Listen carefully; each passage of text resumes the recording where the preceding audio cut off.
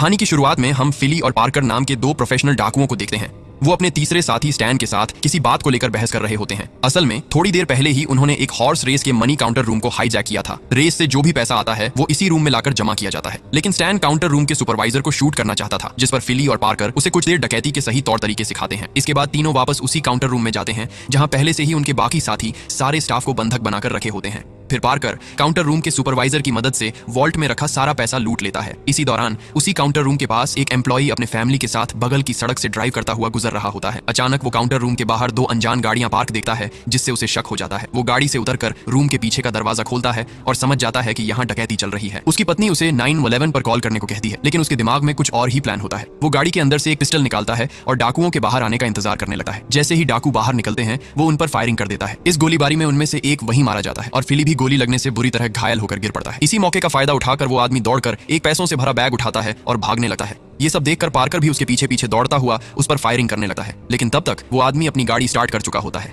गाड़ी में अपनी पत्नी और बेटे के मौजूद होने के बावजूद वो उनकी जान को रिस्क में डालकर भागने की कोशिश करता है। भागते भागते वो आसपास की कई चीजों से टकराता है और पूरा इलाका तहस नहस कर देता है। उसी वक्त पास के रेस ट्रैक पर एक हॉर्स रेस चल रही होती है। भागते हुए वो अपनी गाड़ी लेकर सीधे रेस के बीचों बीच ट्रैक पर घुस जाता है, जिसकी वजह से पूरी रेस खराब हो जाती है। घोड़े बेकाबू होकर इधर उधर दौड़ने लगते हैं। आखिरकार वो आदमी फंस जाता है और गाड़ी से उतरकर पार्कर को शूट करने के लिए रेडी हो जाता है, लेकिन पार्कर दूर से ही उसके सिर पर एकदम परफेक्ट हेडशॉट मारकर उसे वहीं ढेर कर देता है। चलते हुए घोड़ों के बीच से लगाया गया ये परफेक्ट हेडशॉट साफ दिखाता है कि पार्कर कितना स्किल्ड डाकू है। खैर, उस आदमी को मारने के बाद पार्कर उसकी पत्नी से पैसों वाला बैग ले लेता है, लेकिन उस आदमी की लालच की वजह से उसका पूरा फैमिली तबाह हो गया। ये सोचकर पार्कर को थोड़ा अफसोस होता है। इसी वजह से वो उसकी पत्नी को $10,000 दे देता है। इधर उसके दो साथी फिली और जेन गाड़ी लेकर उसे रेस ट्रैक से पिकअप करने आ जाते हैं। पैसों वाला बैग वापस मिलने के बाद पार्कर उनके साथ अपने ठिकाने पर लौट आता है। फिली के कंधे में गोली लगी होती है तो सब मिलकर उसका ट्रीटमेंट करते हैं। इसके बाद बाकी लोग अपने अपने शेयर के हिसाब से पैसे बांटने की बात करने लगते हैं। इसी बीच अचानक उनका एक और पार्टनर अपने कपड़े उतारने लगता है और आधा नग्न हो जाता है। सब लोग हैरानी से उसे देखने लगते हैं। तभी अचानक वो अपनी शर्ट के अंदर से एक पिस्टल निकाल लेता है। इससे पहले कि कोई कुछ समझ पाता,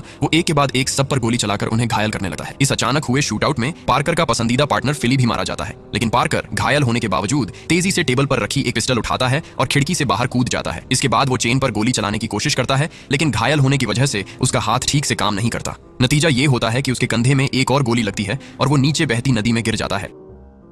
दूसरी तरफ चेन अपनी लूटी हुई पूरी रकम लेकर भागने में कामयाब हो जाता है। वहीं अगले सीन में हम केन केड नाम के एक आदमी को देखते हैं, जो अपने बॉस मिस्टर लोजनी से उसके ऑफिस में मिलने आता है। वो उसे बताता है कि रेस ट्रैक में हुई डकैती के पीछे जिन लोगों का हाथ था उनमें पार्कर का नाम भी सामने आया है। ये सुनते ही लोजनी थोड़ा चौंक जाता है और खुद ही इस मामले की जांच करने के लिए तैयार हो जाता है। हालांकि केनकेड उसे भरोसा दिलाता है कि वो अकेले ही इस मामले को हैंडल कर सकता है। अब इन लोगों का पार्कर से क्या कनेक्शन है ये हम थोड़ी देर में जान पाएंगे। दूसरी तरफ पार्कर गोली लगने के बाद नदी में गिर तो जाता है, लेकिन किसी तरह तैरकर बाहर निकल आने में कामयाब हो जाता है। इसके बाद उसी हालत में वो हॉस्पिटल जाकर अपना इलाज करवाता है और फिर एक होटल में ठहरता है। पार्कर रिसेप्शनिस्ट से होटल का रूम नंबर 12 मांगता है, लेकिन वो रूम पहले से ही बुक होता है, इसलिए उसे कोई दूसरा रूम दे दिया जाता है। इसके बावजूद पार्कर किसी की परवाह किए बिना जबरदस्ती उस रूम के अंदर घुस जाता है। वहां वो दीवार पर लगे लकड़ी के पार्टीशन को तोड़कर अंदर से एक बैग निकाल लेता है। उस बैग के अंदर एक पिस्टल समेत कई और चीजें होती हैं, जिन्हें पार्कर ने पहले ही इस रूम में छिपा कर रखा था। बैग निकालने के बाद वो रिसेप्शनिस्ट को होटल का बिल और दीवार की मरम्मत का खर्च चुकाकर वहां से निकल जाता है। इसके बाद पार्कर फील की पत्नी ग्रेस से मिलने जाता है। जब ग्रेस उससे फील के बारे में पूछती है तो पार्कर का चेहरा देखकर ही उसे समझ आ जाता है कि फील अब इस दुनिया में नहीं रहा। अपने पति की मौत से ग्रेस बहुत दुखी हो जाती है। तभी पार्कर उसे बताता है कि फिली अपनी गैंग की एक लड़की चेन को लेकर आया था और उसी चेन ने सबके साथ धोखा करके सबको मार डाला। अब पार्कर उसे ढूंढने के लिए ग्रेस से मदद मांगता है। तब ग्रेस उसे राजी राइली नाम के एक आदमी के बारे में बताती है, जिसके पास जेन के बारे में सारी इन्फॉर्मेशन मिल सकती है। इसके बाद ग्रेस अपने पति की मौत का बदला लेने के लिए पार्कर से वादा लेती है। पार्कर भी उसे भरोसा दिलाता है कि वो अपने दोस्त फिली की मौत का बदला जरूर लेकर रहेगा। इसके बाद पार्कर अपने एक पुराने दोस्त एलन ग्रुपफील्ड से संपर्क करता है और उससे राजी राइली का एड्रेस हासिल कर लेता है। उधर राजी राइली एक बेहद शौकीन और अमीर आदमी होता है। रोज की तरह जब वो अपनी महंगी गाड़ी में बैठने जाता है, तभी ड्राइवर सीट पर बैठा पार्कर उसकी तरफ पिस्टल तान देता है। पार्कर को देखते ही राजी पूछता है कि उसका ड्राइवर जिमी कहाँ है, क्योंकि जिमी जैसा हाई स्किल्ड आदमी होने के बावजूद गाड़ी को इस तरह हाईजैक कर लेना आसान काम नहीं था। लेकिन पार्कर कोई आम इंसान नहीं था। वो राजी से जेन के बारे में पूछता है। जब राजी कुछ भी बताने से मना करता है तो पार्कर उसके ड्रिंक के ग्लासों पर गोली चला देता है। डर के मारे राजी बता देता है कि जेन इसी शहर की एक अंडर कंस्ट्रक्शन बिल्डिंग में छिपी हुई है। ये जेन पहले अपने देश ला पापाज के कमांडो दस्ते डेथ स्क्वाड की मेंबर रह चुकी थी, इसलिए किसी भी तरह के कॉम्बैट में उसे हराना आसान नहीं है। इसी दौरान पार्कर को महसूस होता है कि उन्हें काफी देर से फॉलो किया जा रहा है, क्योंकि पीछे की कुछ गाड़ियां लंबे समय से उनके साथ साथ चल रही होती हैं। पार्कर ये बात राजी को बताता है तो वो डर जाता है और पार्कर से कुछ करने को कहता है। बदले में वो जेन का पूरा एड्रेस देने का वादा करता है, लेकिन इससे पहले कि कुछ हो पाता, जेन के लोग उनकी गाड़ी को जोरदार टक्कर मार देते हैं। इस टक्कर से राजी की महंगी कार पूरी तरह तबाह हो जाती है।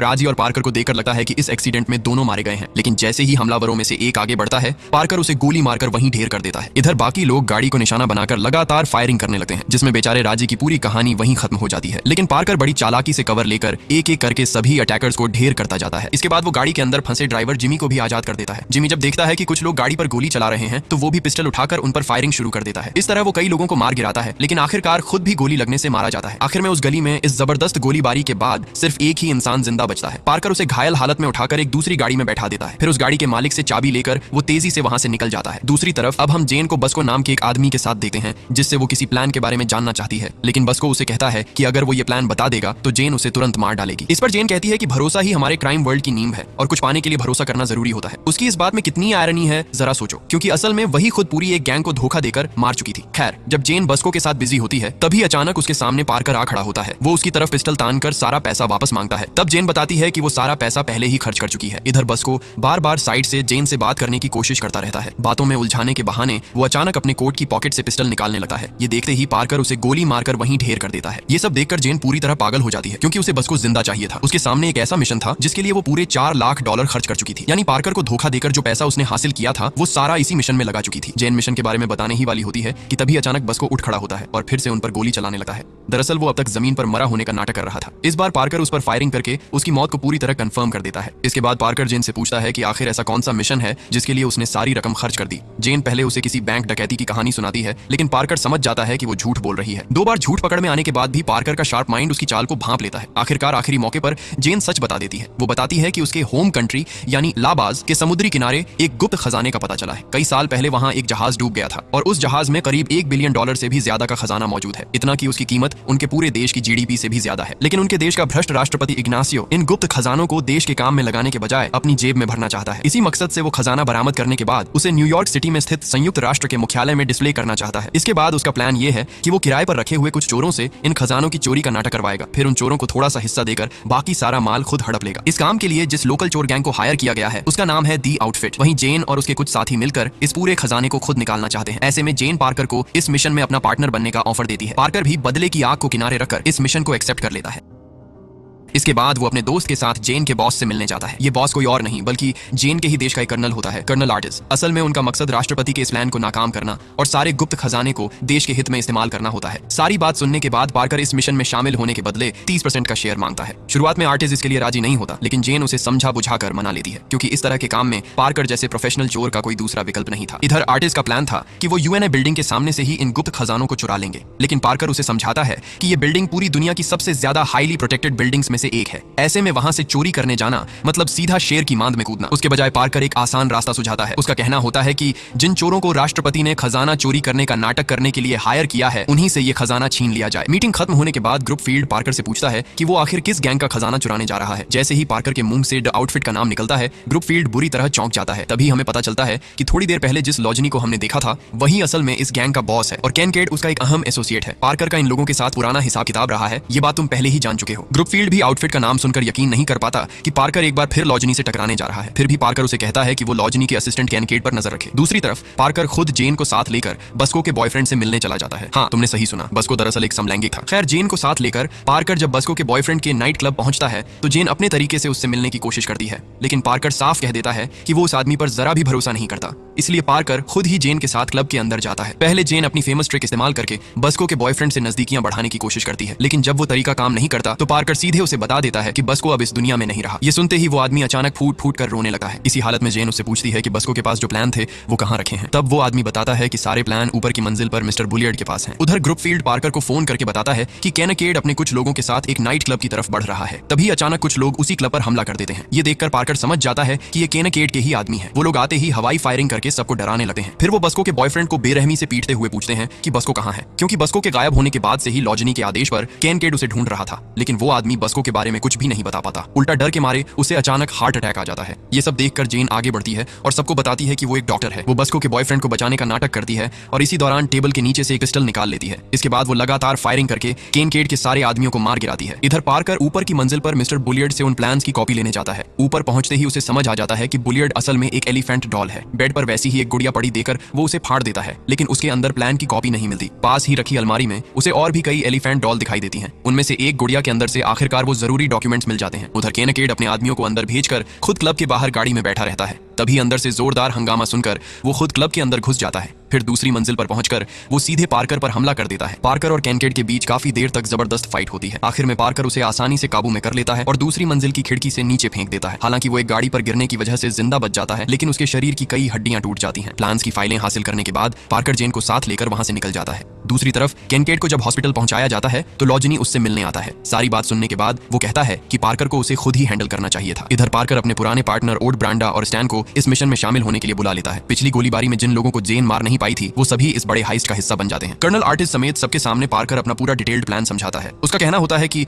The outfit gang UNA building से खजाना कैसे चुराएगी इस बारे में उनके पास कोई ठोस आइडिया नहीं है, लेकिन उन्हें अपना काम करने दिया जाएगा। इससे पार्कर को कोई फर्क नहीं पड़ता। असल खेल तब शुरू होगा जब खजाना चोरी होने के बाद आउटफिट की टीम उसे किसी और जगह ले जाने लगेगी। आउटफिट गैंग का प्लान था कि खजाने को कई बैग्स में भरकर एक ट्रेन से शिफ्ट किया जाएगा। ये ट्रेन एक मालगाड़ी होगी जिसे स्टेशन से ऑटोमेटेड स्विच बोर्ड के जरिए कंट्रोल किया जा सकता है। इस वजह से पार्कर की टीम के लिए काम काफी आसान हो जाता है। ये सारी इन्फॉर्मेशन उन्हें बस्को की फाइल्स से मिली थी। प्लान के मुताबिक रात के वक्त जब खजाने को इस ट्रेन से दूसरे स्टेशन ले जाया जाएगा तो वहां मौजूद क्रू को पहले ही बंधक बना लिया जाएगा। फिर उनकी जगह पार्कर की टीम ट्रेन पर कब्जा कर लेगी। इसके बाद वो ट्रेन की स्पीड बढ़ाकर 110 किलोमीटर प्रति घंटे से भी ज्यादा कर देंगे। इतनी रफ्तार ट्रेन संभाल नहीं पाएगी और पटरी से उतरकर क्रैश हो जाएगी। इसी मौके का फायदा उठाकर पार्कर और उसकी टीम पूरा खजाना अपने हाथ में ले लेगी। प्लान फाइनल करने के बाद पार्कर फिर से अपने पसंदीदा होटल में जाता है। इस बार किस्मत से उसके लिए रूम नंबर 12 पहले से खाली होता है। मैनेजर उसे पहचान कर तुरंत चाबी दे देता है, लेकिन जैसे ही पार्कर कमरे में दाखिल होता है वो देखता है कि जेन पहले से ही उसके रूम में मौजूद है। जेन पहले से ही बहुत छोटी सी ड्रेस पहनकर हाथ में ड्रिंक्स लिए पार्कर का इंतजार कर रही होती है। वो जहाज की कहानी सुनाने के बहाने उसे सेड्यूस करने की कोशिश करती है, लेकिन तभी अचानक जेन का बॉडीगार्ड माथियो वहां आ जाता है, जिसे पहले से ही जेन पर क्रश था। कमरे में कदम रखते ही वो पार्कर को एक जोरदार घूंसे में बेहोश कर देता है। इसके बाद वो लोग पार्कर को एक सुनसान जगह पर ले जाकर टॉर्चर करने लगे हैं। फिर माथियो बताता है कि वो पार्कर को द आउटफिट गैंग के हवाले करने वाला है। इस पर पार्कर उसे समझाता है कि अगर वो उसे आउटफिट के हाथों सौंप देंगे तो वो उन्हें भी जिंदा नहीं छोड़ेंगे, क्योंकि आउटफिट जानती है कि इस हाइस्ट में वो सभी पार्टनर हैं। तब माथियो कहता है कि वो लोग पार्कर को यहीं छोड़कर चले जाएंगे। उनका असली प्लान ये होता है कि आउटफिट की टीम के आने से पहले ही वो लोग वहां से भाग निकलें। इसी बीच दूर से गाड़ी की आवाज सुनाई देती है। माथियो अपने साथियों को हालात चेक करने भेज देता है। तब पार्कर उसे कहता है कि ये लोग बेहद खतरनाक हैं और अगर माथियो उसे आजाद कर दे तो वो दोनों मिलकर उनका सामना कर सकते हैं। जब दूर से उसके साथियों की चीख पुकार सुनाई देती है तो माथियो पार्कर की बात मान लेता है और उसे खोल देता है। तभी अचानक उनके सामने जेन आ खड़ी होती है। वो माथियो से कहती है, तूने क्या सोचा था, मैं तेरी गर्लफ्रेंड हूँ। असल में माथियो की इस बेवकूफी की वजह से पूरा प्लान लगभग फेल होने ही वाला था, लेकिन जेन ने अपने फोन से ट्रैक करके उनकी लोकेशन ढूंढ ली थी और वक्त पर वहां पहुंच गई। तभी अचानक पीछे से एक आदमी आकर उन पर हमला कर देता है, लेकिन किसी को नुकसान पहुंचने से पहले ही पार्कर उसे मारकर वहीं ढेर कर देता है। ये देखकर माथियो भावुक होकर कहता है, अरे तुमने तो मेरी जान बचा ली। इतना कहकर जैसे ही वो पार्कर को गले लगाने आता है, पार्कर उसे कसकर पकड़कर खुद को उसकी आड़ में छिपा लेता है, क्योंकि दूर से एक और आदमी उन पर गोली चलाने के लिए रेडी हो चुका होता है। माथियो आगे खड़ा होने की वजह से सारी गोलियां उसके शरीर में लग जाती हैं और बेचारा वहीं मारा जाता है। इसके बाद जेन अपनी पिस्टल से उस हमलावर को भी गोली मारकर ढेर कर देती है। इसी बीच अचानक उन लोगों में से किसी का फोन बज उठता है। पार्कर वो कॉल रिसीव करता है। उधर से लॉजनी की आवाज सुनते ही वो उसे पहचान लेता है। इसके बाद हमें पता चलता है कि पार्कर और लॉजनी के बीच पहले से ही दुश्मनी क्यों थी। असल में पार्कर ने लॉजनी के बॉस को मारकर उस पर एहसान किया था। उसी वजह से लॉजनी द आउटफिट गैंग का बॉस बन पाया, लेकिन बॉस बनने के बाद लॉजनी पार्कर को अपने लिए खतरा समझने लगता है। इसलिए उन दोनों के बीच एक डील हुई थी, जिसकी शर्त ये थी कि पार्कर और लॉजनी एक दूसरे के काम में दखल नहीं देंगे। अब पार्कर सीधे उसके पक्के धंधे में हाथ डालने जा रहा था। इसी वजह से लॉजनी उसे धमकी देता है कि अगली सुबह तक उसकी लाश सड़क पर पड़ी होगी। साथ ही वो ये भी बता देता है कि उसे उनका पूरा प्लान पहले से ही पता था, इसलिए हाइस्ट एक दिन पहले ही यानी आज ही यूएन ऑफिस से खजाना शिफ्ट किया जाएगा। ये सुनते ही पार्कर के पैरों तले जमीन खिसक जाती है। वो फौरन ग्रुप फील्ड को फोन करता है और सबको तुरंत हाइस्ट के लिए रेडी होने को कहता है। इधर सब लोग तब तक शराब के नशे में थे, क्योंकि उन्हें पता था कि हाइस्ट अगली रात होने वाला है। लेकिन पार्कर का फोन आते ही सब होश में आ जाते हैं और हाइस्ट के लिए तैयारी शुरू कर देते हैं। इसके बाद एड और ब्रांडा अपने प्लान के मुताबिक ट्रेन स्टेशन की तरफ रवाना होते हैं। वहीं ग्रुप फील्ड किसी आदमी को थप्पड़ मारकर उसकी बाइक लेकर वहां निकल जाता है। दूसरी तरफ स्टैन नशे की हालत में एक ट्रक चुरा लेता है ताकि हाइस्ट में उसका इस्तेमाल हो सके। एड और ब्रांडा स्टेशन पहुंचकर ट्रेन ऑपरेटर्स को बता देते हैं कि ग्लासक नाम का एक शख्स उन्हें हाईजैक करने वाला है। असल में यही उनका प्लान था, क्योंकि ग्लासक उनकी ही टीम का हिस्सा था। ये सुनते ही ग्लासक अपने पिस्तौल से दूसरों को डराने का नाटक करता है और उन्हें बंधक बनाने की कोशिश करता है। तब एक ऑपरेटर एड और ब्रांडा का दरवाजा खोल देता है और वे अंदर घुसकर ग्लासक को मारकर बेहोश कर देते हैं। सभी लोग सोचते हैं कि अब संकट टल गया और खुशी में ताली बजाने ही वाले होते हैं कि तभी उन्हें ही बंधक बना लिया जाता है। तब सब समझते हैं कि असल में उनके साथ खेल खेला गया था। इधर पार्कर जेन को लेकर स्टेशन की तरफ बढ़ चुका था। प्लान के मुताबिक एड और ब्रांडा कंट्रोल ब्रॉड के जरिए ट्रेन की स्पीड बढ़ाते रहते हैं। ट्रेन के अंदर मौजूद दी आउटफिट गैंग के मेंबर्स को समझ ही नहीं आता कि असल में उनके साथ क्या हो रहा है। दूसरी तरफ ग्रुप फील्ड भी अपनी बाइक लेकर स्टेशन के पास पहुंच जाता है। हालांकि उसकी बाइक बर्फ पर फिसल जाती है, लेकिन वो बाइक छोड़कर रेल लाइन की तरफ दौड़ता है। पार्कर के निर्देशानुसार वो कई कोशिशों के बाद ट्रिप स्विच तोड़ने में सफल हो जाता है। ये स्विच ट्रेन के लिए सही ट्रैक सेट करने का काम करता है, लेकिन स्विच तोड़ देने के बावजूद ट्रेन की स्पीड इतनी नहीं बढ़ती कि वो लाइन से उतर जाए। इस बीच पार्कर और जेन पहले ही उस टर्न पर खड़े हो चुके थे जहां ट्रेन को क्रैश करने का प्लान था। जब ट्रेन उनके पास से गुजरती है तो उन्हें एहसास होता है कि उनका प्लान असफल होने वाला है, लेकिन उनके पास अभी भी एक मौका बचा था अगले टर्न पर ट्रेन को लाइन से उतारना। अब ग्रुपफील्ड उस टर्न का ट्रिप स्विच तोड़ने के लिए वहां जाता है, लेकिन अचानक स्टैन अपनी ट्रक लेकर आता है और उसे टक्कर मार देता है, जिससे ग्रुपफील्ड उसे देख नहीं पाता। ट्रैक को रिवर्स करने की कोशिश में उसे और भी मुसीबत आती है। एक ऊंची क्रेन से टकराकर ट्रैक अटक जाता है, लेकिन जैसे ही ग्रुपफील्ड होश में आता है वो लगातार कई बार फायरिंग करके आखिरकार ट्रिप स्विच को तोड़ने में सफल हो जाता है। इधर पार्कर और जेन उस टर्न के पास पहुंच चुके थे, लेकिन आते ही उन्हें पता चलता है कि ये टर्न बहुत ऊंचा है, मतलब इतनी ऊंचाई से ट्रेन क्रैश होगी तो इंपैक्ट भयानक होगा। जैसे ही ट्रेन उनके सामने से गिरती है, पार्कर तुरंत अपनी गाड़ी को रिवर्स में लगाकर बचाता है। भाई, इस लेवल का इंटेंस क्रैश सीन मैंने बहुत कम ही देखा है। ट्रेन लाइन से उतरकर नीचे गिरते ही अपने कुछ 100 मीटर के दायरे में सब कुछ तहस नहस कर देती है। ग्रुपफील्ड के ऊपर से ट्रेन की बोगियां ऐसे उड़ती हैं जैसे कागज के टुकड़े। पार्कर किसी तरह गाड़ी को रिवर्स करके एक शॉप के अंदर घुमा देता है और इस क्रैश से दोनों बच जाते हैं। इस बीच ट्रेन से आउटफिट का एक मेंबर उनके ऊपर गिर पड़ता है। फिर वो गाड़ी से बाहर निकलकर ट्रेन के कंटेनर को खोलते हैं और पूरी टास्की खा जाते हैं। जिस कंटेनर में खजाना होना था उसके अंदर सिर्फ एक ढेर सारा पत्थर मिलता है। तभी उन्हें एहसास होता है कि लॉजनी ने असल में उन्हें धोखा दिया। इसी बीच आउटफिट टीम के कुछ लोग उन पर फायरिंग शुरू कर देते हैं। पार्कर और जेन किसी तरह उन लोगों को मारकर अपनी गाड़ी लेकर भागते हैं, लेकिन गाड़ी के टायर फट जाने की वजह से वो पुलिस के सामने फंस जाते हैं। तभी अचानक स्टैन एक और पुलिस कार लेकर आता है और सामने खड़ी पुलिस कार को टक्कर मारकर उन्हें बचा लेता है। इस हाइस्ट में इतने बड़े फेलियर के बाद हर कोई बेहद नाराज और निराश हो जाता है। जेन भी अपने बैग पैक करके घर जाने के लिए तैयार होती है, लेकिन पार्कर सबको रोकता है और बताता है कि उसके दिमाग में एक आइडिया है। वो कहता है कि जहाज से खजाना निकाल लिया गया था। वहां उसके सामने एक मूर्ति लगी हुई थी, द लेडी ऑफ अरनचिनो, एक ऐतिहासिक मूर्ति जिसकी कीमत लगभग $500 मिलियन से भी ज्यादा है। सारा ज्वेलरी पहले ही अलग अलग बायर्स को बेच दिया गया था, इसलिए ये एक सिंगल आइटम अब सबसे कीमती है। अगर किसी तरह इसे हासिल किया जा सके तो कम से कम आधा पैसा वो पा सकते हैं, लेकिन इसके लिए उन्हें ये पता होना चाहिए कि मूर्ति कौन खरीदेगा, और ये इन्फॉर्मेशन उन्हें लॉजनी के असिस्टेंट किंग केट से मिलेगी। इस इन्फॉर्मेशन को हासिल करने के लिए पार्कर एक छोटा सा ड्रामा प्लान करता है। वो ग्रुपफील्ड को मास्क पहनाकर उस हॉस्पिटल की छत पर भेजता है जहां किंग केट मौजूद था। फिर ग्रुपफील्ड छत से कूदने का नाटक करता है जैसे कि वो डिप्रेस्ड आदमी है। जब किंग केट का एक बॉडीगार्ड ये देखने छत पर आता है तो पार्कर उसे मारकर बेहोश कर देता है। इसके बाद वे उसे मास्क पहनाकर छत से गिरा देते हैं। इस बार दोनों पहले से ही पुलिस के कपड़े पहन चुके थे, इसलिए पुलिस की वेशभूषा में वे किंग केट के केबिन के सामने जाते हैं और दरवाजे पर खटखटाते हैं। तब उसका दूसरा बॉडीगार्ड दरवाजा खोलता है जिसे वे मारकर बेहोश कर देते हैं। अब जैसे ही किंग केट उन्हें देखता है वो बहुत ज्यादा पैनिक हो जाता है, क्योंकि पार्कर ने ही उसे छत से फेंका था। लेकिन जब उसे पता चलता है कि पार्कर ने उसके ही एक बॉडीगार्ड को छत से नीचे गिरा दिया है तो वो डर के मारे बेहोश हो जाता है। अब मजबूरी में पार्कर उसकी गर्लफ्रेंड से ही बायर का नाम पूछता है, और हैरानी की बात यह होती है कि किंग केट की गर्लफ्रेंड को उस बायर का नाम पता था। वो बताती है कि फिनियस पॉल नाम का एक बिलियनियर उस मूर्ति को खरीदने वाला है। इसके बाद पार्कर एक रेस्टोरेंट में पहुंचता है जहां फिनियस पॉल अपने एक दोस्त के साथ डिनर कर रहा था। जब पार्कर उससे उस मूर्ति के बारे में पूछता है तो फिनियस उसे धमकी देते हुए कहता है, तुम जानते हो तुम किससे बात कर रहे हो, और फिर उसे तुरंत वहां से चले जाने को कहता है। लेकिन पार्कर उसकी धमकी की जरा भी परवाह नहीं करता और सबके सामने ही उसके दोस्त को गोली मार देता है। ये सब देखकर फिनियस की हालत ऐसी हो जाती है जैसे डर के मारे उसकी पैंट ही गीली हो गई हो। इसके बाद पार्कर उसे जबरदस्ती अगवा करके एक वैन में डाल देता है जहां पहले से उसकी पूरी गैंग मौजूद थी। अब फिनियस उन्हें बताता है कि वो मूर्ति शहर के ग्रीन ब्रुक एरिया में मौजूद एक सीक्रेट वॉल्ट में रखी हुई है, लेकिन वो वॉल्ट टंगस्टन अलॉय से बना हुआ है जिसे तोड़ना इस दुनिया में किसी के भी बस की बात नहीं है। हाँ, एक रास्ता जरूर है, अगली सुबह उस वॉल्ट का टाइम लॉक खुलेगा और सिर्फ उसी वक्त उसे खोला जा सकता है। तो अब साफ था कि जो भी करना है उन्हें कल सुबह से पहले ही करना होगा। फिनियस से सारी इंफॉर्मेशन हासिल करने के बाद वे उसे एक गुप्त अस्थाना में बंद कर देते हैं। वहां उसकी निगरानी के लिए स्टैंड को गार्ड की तरह तैनात किया जाता है। दूसरी तरफ ग्रुपफील्ड के साथ पार्कर उस वॉल्ट को तोड़ने निकलता है। पहले वे सिक्योरिटी गार्ड्स को बेवकूफ बनाकर उन्हें मारकर बेहोश कर देते हैं, फिर वॉल्ट के अंदर जाकर एक्सप्लोसिव लगाते हैं और ब्लास्ट करते ही वॉल्ट आसानी से खुल जाता है। हालांकि फिनियस ने कहा था कि उसकी कंपनी का वॉल्ट कोई नहीं तोड़ सकता, लेकिन एक जीनियस चोर के लिए ये सब मामूली है। वॉल्ट खुलने के बाद मूर्ति को एक ट्रॉली पर रखकर गाड़ी से बांध देते हैं और रवाना हो जाते हैं। इधर स्टैन फिनियस की निगरानी करते हुए लगातार सिगरेट पी रहा होता है और उसमें कोई गंभीरता नहीं होती। आधी रात में वो नशे में सो जाता है। इस मौका पाकर फिनियस अपने हाथ की बंधन काटकर खुद को आजाद कर लेता है। फिर वह बीच सड़क पर किसी गाड़ी को रोकर फोन मांगता है और सीधे लॉजनी को कॉल करता है। लॉजनी जब जानता है कि पार्कर वॉल्ट तोड़कर मूर्ति ले जा रहा है तो उसका जैसे दिमाग ठप हो जाता है। तुरंत वह अपनी गैंग के साथ उन्हें रोकने निकल पड़ता है। इधर चेन रास्ते में एक पहाड़ी पर खड़ा होकर पार्कर और ग्रुपफील्ड की हर हरकत पर नजर रख रहा होता है। अचानक वह देखता है कि आगे आउटफिट गैंग की गाड़ियां आ रही हैं। तब उन्हें एहसास होता है कि लॉजनी को सच में